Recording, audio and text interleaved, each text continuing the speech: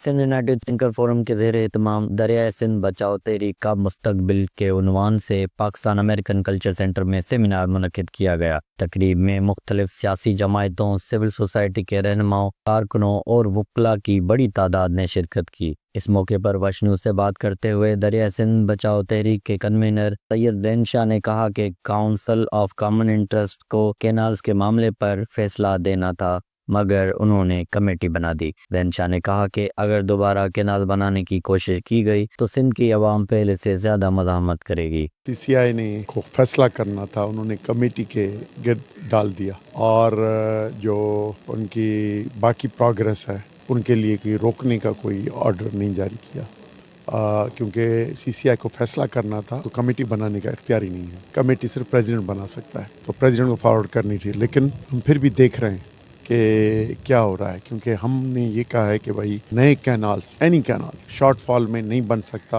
سندھ کے لوگوں کا قطعی فیصلہ ہے، اگر دھوکہ دی ہوئی تو عوام پہلے سے اور زیادہ طاقتور ریئیکشن دے گی۔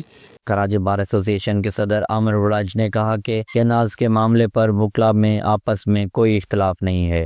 ہمارے میں کوئی اختلاف نہیں پایا جاتا، کیونکہ میں ڈے ون سے اس بات کا قائل ہوں کہ کریڈٹ جس کو بھی لینا ہے لے، تو جو بھی ہے اس میں ہماری سی سی کی میٹنگ ہے، جو بھی جب بھی ہوگی، جو بھی وہ مل کے وکلاء فیصلہ کریں گے اس میں انشاءاللہ تعالی ہم اپنا لائے عمل دے دیں گے۔ اور باقی اس بات پہ ہم کلیئر ہیں کہ ہم کسی قسم کی بھی جو کینال ہے وہ انڈس ریور پہ قبول نہیں کریں گے۔ ہمیں پتہ چلا ہے کہ کینالوں کا کام جو ہے وہ ابھی بھی چل رہا ہے، جبکہ ہمیں نوٹیفیکیشن دیا گیا تھا پراپرلی کہ جو ہے ہم اس کام کو فی الحال ختم کریں، رد کریں، اس کے بعد جو ہے اس پہ ایک پراپر ڈسکشن ہوگی، پر اس اپنے ہی نوٹیفیکیشن کی وہ خلاف ورزی کریں، اپنے ہی قانون کی وہ خلاف ورزی کریں، جس کے لیے ہم اس کے خلاف بھی آواز اٹھائیں گے۔ ہمیں پھر سے دھرنے لگانے کی ضرورت پڑی، ہم وہ بھی کریں گے۔ تقریب میں رائٹرز تجزیہ نگار نصیر میمن، شہاب بوستو، کراچی بار اور سندھ ہائی کورٹ بار ایسوسی ایشن کے رہنما بھی شریک ہوئے اور خطاب کیا۔